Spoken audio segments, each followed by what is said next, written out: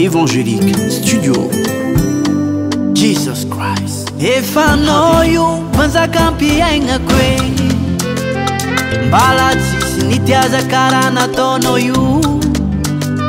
Natamaro adisoagna taloha fa fitiavanao za tsy mio. Zegny mampiavaka anao, fitiavanao zaho niaraitanao jale. Taminy mafianao tsy nagnare.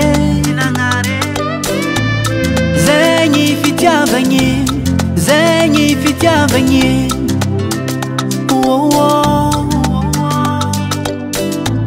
Aminao io za Jesosy fa kale.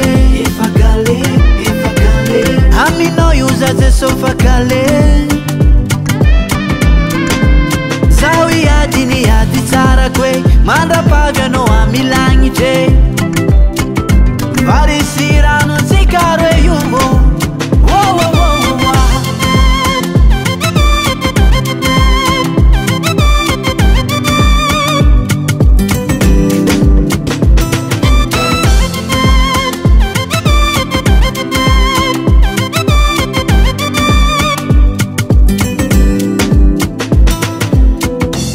Kisanatria zaho ialanao mpanzakako e.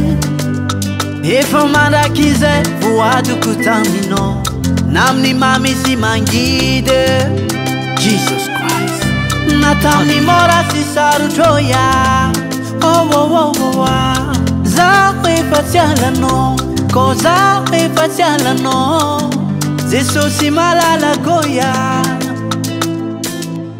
Aminao io za Jesosy fa kale.